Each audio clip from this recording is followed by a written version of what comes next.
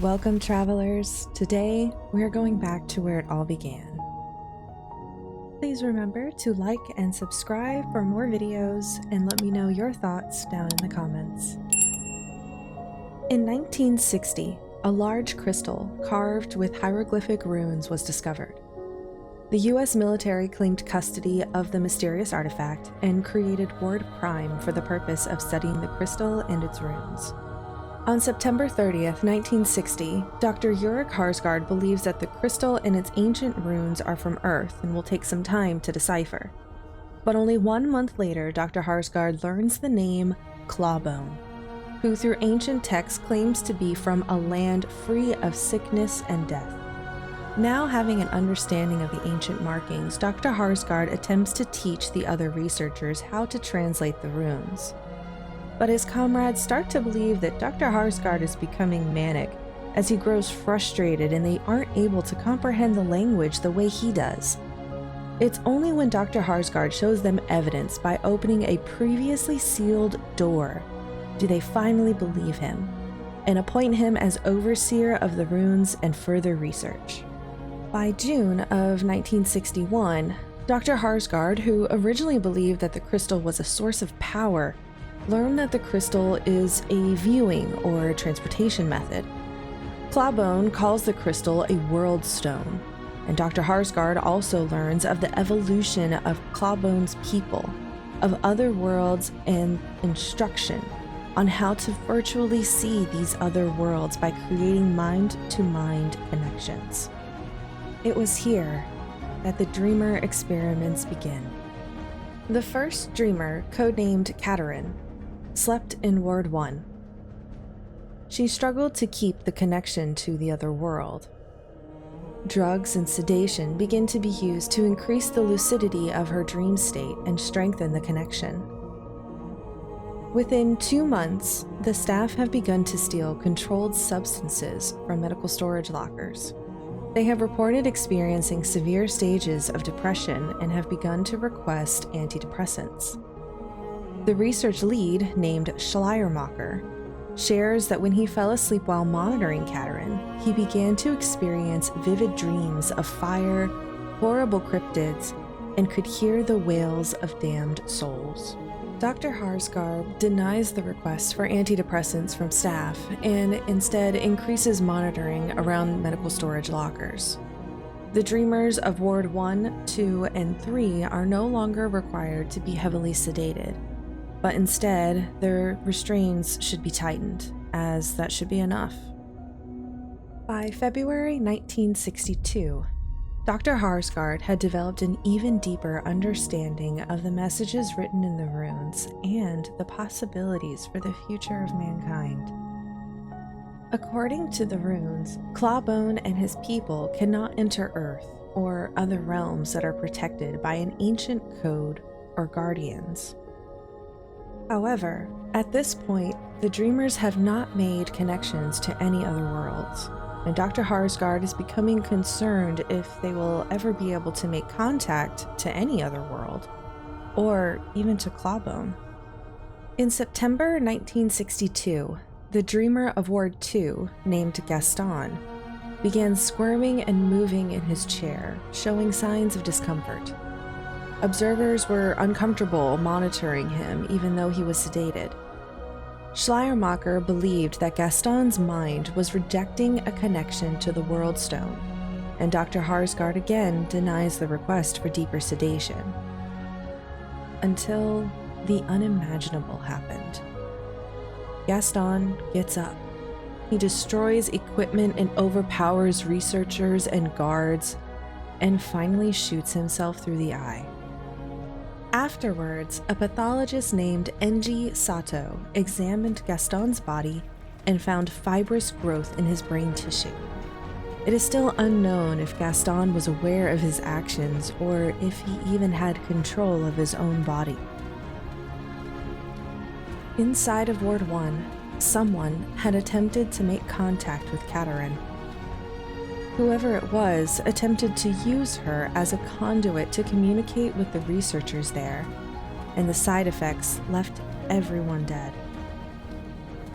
It is unknown what happened, but as a safety precaution, all of Ward 1 was placed under quarantine to avoid the spread if it was contagious.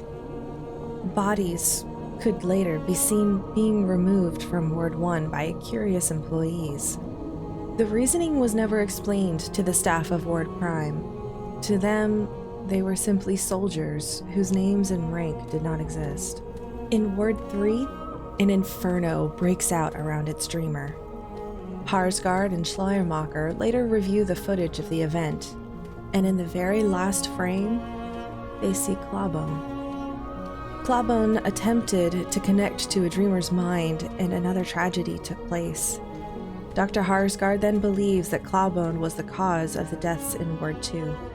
Schleiermacher was so shocked by what he had seen in the flames that 2 months later, he began to go insane and was forced to quarantine to avoid causing injury to himself or others. By December, Ward 1 was under quarantine, Ward 2 was still recovering from the effects of the attack, and Ward 3 had been burned down. There were other wards that had been established, and from what we know, there are believed to be at least 17. We know that inside of Ward 13, a massive world stone was housed to be studied, and we know that there were other dreamers, though we only know a few of their names. And after the incident of Ward 2, heavy sedation is now mandatory. In 1964, Subject 2409 made contact with another world. Dr. Harsgard leaves Ward Prime to study the connection and the dreamer. His obsession to contact Clawbone has grown. He has begun to hear the runes in his mind, and Clawbone whispers to him in his dreams. He believes that contact is the answer to lead mankind to a future utopia with no more disease, war, even death. Sometime late March and the 1st of April in 1966, Dreamer 2419, codenamed Gabriel, makes a connection to a guardian of another world. The world is reported to be flesh-like, the air thick with moisture, and shifts rhythmically as if it were breathing. The inhabitants, named Fuzzies by the researchers for their small bipedal and fur-covered bodies, worship the guardian as a god. The Fuzzies themselves appear sentient, though they have no spoken language. They show intelligence, building tools and structures from the bone-like growths available in their world. A few days later, the Fuzzies have become suspicious of their guardian, showing signs of distrust and fear. Some have begun to throw rocks and even attack their guardian. It is unknown if it was caused by Gabriel's connection, but he appeared to be unaffected by the attacks other than a slight elevation of heart rate. Until April 3rd, the Fuzzies kill their guardian, resulting in Gabriel going into cardiac arrest and dying. On April 6, Subject 2409, still under observation of Dr. Harsgard, begins to show stunning visuals. Colors and pulsating lights like fireworks, and the low moaning of a creature as if it was singing, was broadcast along with it. This was it. Proof that Subject 2409 had made a connection. Finally, the staff could see the potential of the Dreamer experiments as their doubts washed away. Another Dreamer, Subject 2923, a 16-year-old girl named Clementine, connected to a guardian of an icy world. Clementine was a gifted dreamer, and the connection to her guardian deepened during her slumber. The guardian seemed more like a companion, as they shared in emotional responses. An example of this was when the pair came across a clutch of orphaned polis that may have been lost in a blizzard.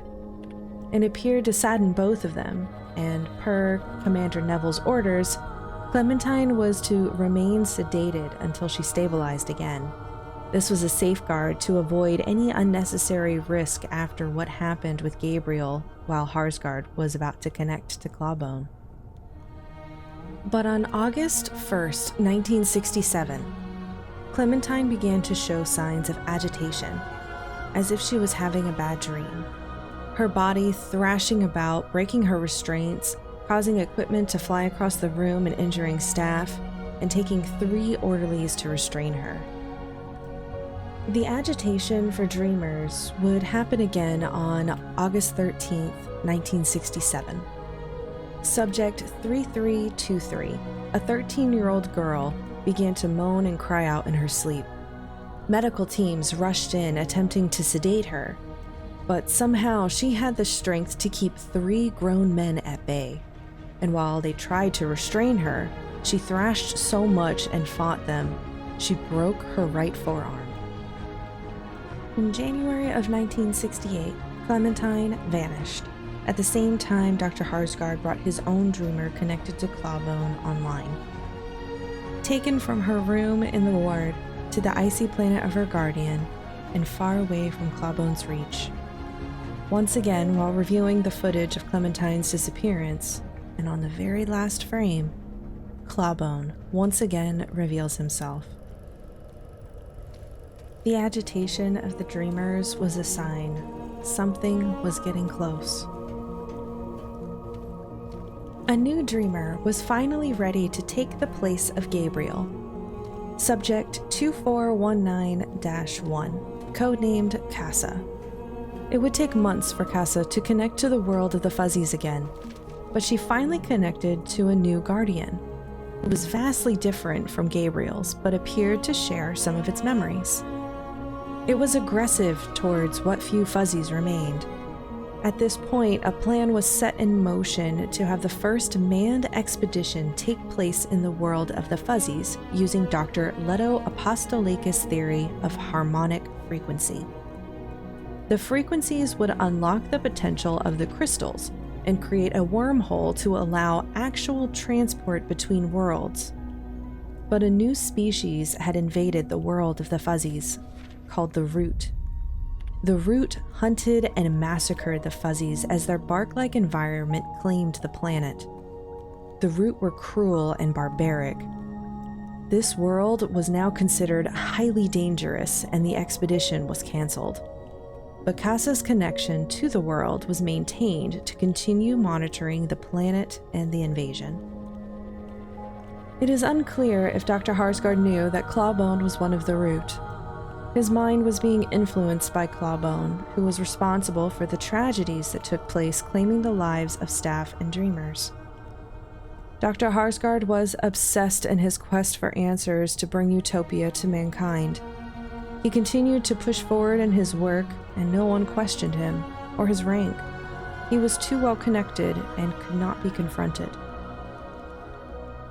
And on June 20th, 1968, Casa, whose mind resided within a Root guardian in the world of the Fuzzies, was no longer accepting sedation.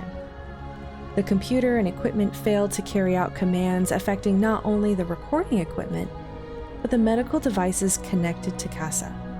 Attempts to sedate and reboot Casa proved impossible, and tries to manually administer medications were only met with the system applying a reversal agent. The staff were at a loss and confused with what was going on. Then, what should have been impossible happened. A portal opened by Casa, and the Root found their way to Earth through Ward 13. Ward 16 and 17 went dark. The Root were there through another gate or dreamer. The Root began to kill everyone and every dreamer in Ward 13 except Casa. Some of the staff locked themselves in her room trying to hide from the invading Root. It didn't take long for the researchers to understand what was going on. As more Root entered through the portal, they must cut off their entrance. They must kill Casa. The computers were still not accepting commands and wouldn't allow them to terminate her. The Root eventually realized where the remaining researchers were and what their goal was, and began to beat down the door. The staff killed Casa during the chaos happening just beyond the door. They had cut off more Root from coming in through Ward 13. Their time was limited, and with their final moments, they would leave a record of what happened and make an attempt to push past the root at the door. Knowing that staying would mean their death, but they knew they had to try something. But they wouldn't get far.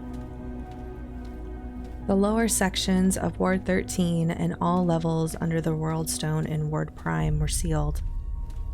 This time, there was no evacuation, just survivors.